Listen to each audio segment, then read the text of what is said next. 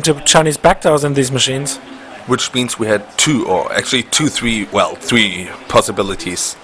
Because first, it means that somebody in China did row because nothing was in there. Second possibility, it was simply just the phase one. We'll just send you some crap, and there was nothing in there, and we could already deny it, and we'll see how much we'll successfully insert into the marketplace. And the third possibility is they just lied and just didn't want to admit that there was something found in these fake Cisco boxes. So, yeah, when a Cisco box arrives, just open it up, have a look at it, and check if it's correct. Well. The voting computer massacre that we already predicted. It's actually the e-voting massacre update. Yeah, so many machines in the US aren't legal anymore, and the 2005 we brought. The e-voting has finally reached mainstream. It happened in The Simpsons. Have a look at Simpsons voting computers. They attacked other German media. So voting computers actually arrived in the media. Yeah, that was just great, because The Onion, which explained during the presidential election campaign in the US, it was already clear who would have won the election. The next president will be the voting machine BFG 9000 or something. And that was really nice. Yeah. Yeah, actually we already pre-announced it. Social networks, we didn't bring any numbers, but the one before, was it last year? We had some numbers, but we forgot about them. But the virus distribution systems have grown a lot. They're reaching more networks. For example, we should take a look at the picture crime. Picture data crime. Yeah, the picture crime, where they lost about 17 gigabytes of customer pictures. So who saw them all? Was something interesting with it in there? Someone said no. Did your eyes bleed? Yeah, well, drunk teenagers probably. Nothing more. Many drunk teenagers. 17 gigabytes drunk teenagers.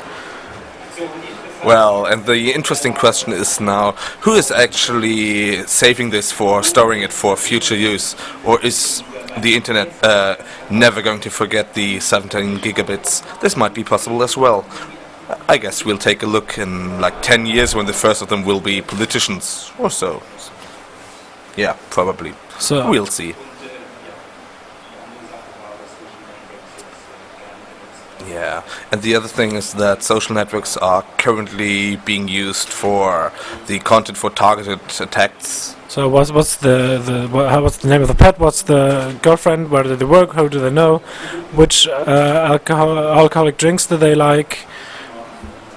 Whiskey brands are popular passwords, but cigarette brands also, and all sorts of that things.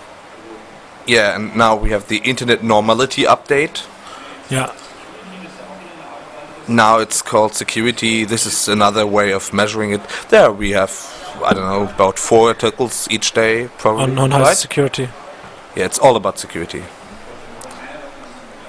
Well, high security has about 4 of them each day. Cisco moves to patch days, so they're planning something big there. Well, so there's something still possible there? I never thought that the big wave is coming when somebody stole their code about 3 years ago. When was it? iOS? Yeah, about 3 years, I think. Yeah, feels like 3 years, right? Huh? I don't get it. Somebody in the audience said anything? Anyway, carry on. Yeah, next one. Cisco patch days. We had in 2007 we had about 5 times as many viruses as in 2006. The way they're multiplying, that just they wrote viruses in German wrong. So everybody's laughing about the typing spelling mistake. Well, in 2008 we'll have about 5 times as many 5s. And yeah, right. These curves, they already look logarithmic on logarithmic paper, so. Well.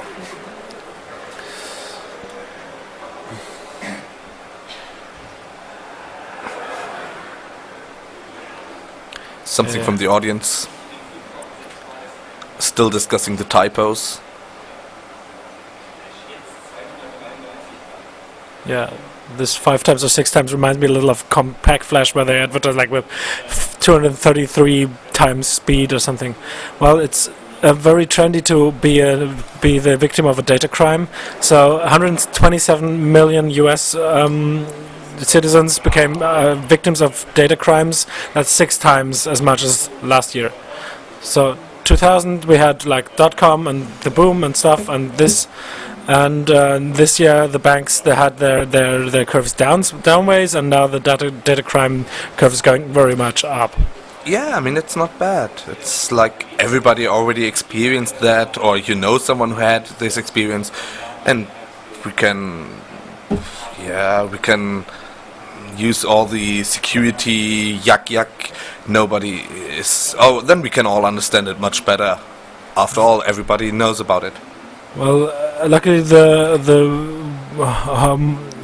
most of the time lost data are actually lost USB sticks or eBay hard drives or something. So that's the way right. data gets lost.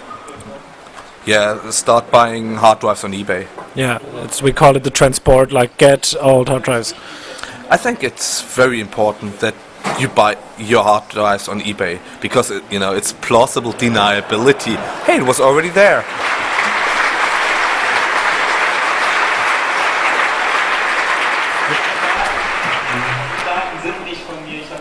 These are not my datas. I bought it on eBay. Remarkable was also that there's these nice statistics that how much a credit card data set costs every year. So World of Warcraft accounts are now more worth than more credit cards information, because there was still gold in the World of Warcraft accounts.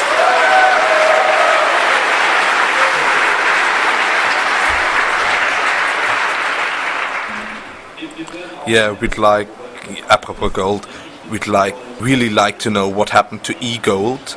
Maybe somebody could send us an email. This would be very kind. And, well, the statistics for this year is that email passwords are more expensive than credit card numbers. The interesting question is why, and someone told us.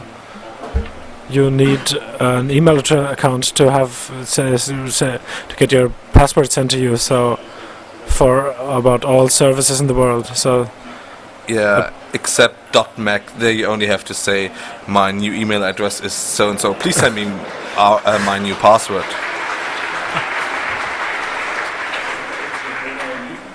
Isn't that called MobileMe now? Yeah, probably. Whatever. Botnets have grown a little. 400,000 is the largest number here, and yeah, that's 2 times as big as the year before they found them. Yeah, exactly. And nowadays they are sold by 10,000 price for 24 hours. And the interesting was also the patch number. Right, there was this solution provider who wrote a tool with which you can check not only operating system patches but everything, and he offered the first statistics that only 2% of Windows machines are completely patched, and this is not about the operating system but every application in there, so it's completely clear where the trend will go. More Windows exploits. Superworms, we had someone said like it's time for another really good superworm, and there was like one candidate for it. The reference is still the SQL Slammer 1 packet large, and that's it. And this year we already had something new. It was the RPC exploit or RPC bug in about, I think, every Windows release, inclusive Windows Server 2008. So basically ages old code, ancient code. But there wasn't a worm for it. Yeah, there has been worm developed, and then but there didn't much happen. And then you take a look at the design and at the details. You take a look at this, and then you find out, well, H.D. Moore, he was sitting on the plane all the time during the thing. Okay, and you know H.D. Moore, he's the guy for Metasploit, and I mean, is it true? If he's sitting on the plane, nobody else is coding any shit out there? Can't be, right? Yeah. So yeah, it's a bit difficult patching it before anything happened, but spam. We'll see. Go for spam. You know, spam, the social engineering components of spam are getting much funnier all the time. I've never seen so many people reading spam aloud to each other than this year.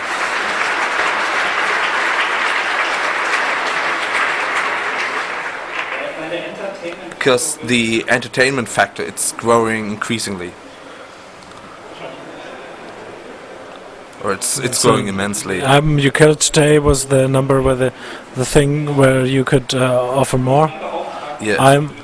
I'm ordered to kill you. Do you want to offer me money? Because then if you pay me more, you can prevent me killing you.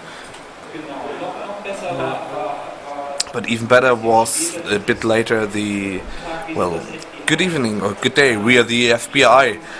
We think that you might be the next victim of this killer spam stuff which you see on TV. We need your data to verify this, please. And always gets more absurd in this. So the FBI warns about fake FBI emails by email.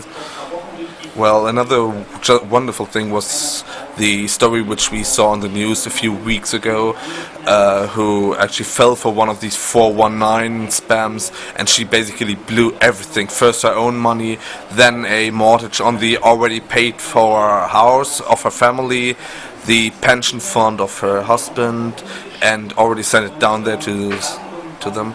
And then when there was nothing left at all, just then she found out that this might not have been alright, because the mails from President Bush, which she personally got from him, to please continue sending money, because they're so very close to winning the war on terror, because they can find a terrorist down there. These mails, they might just have been faked after all. And the nicest thing is that she said, well, I'm not a person who is easy to trick.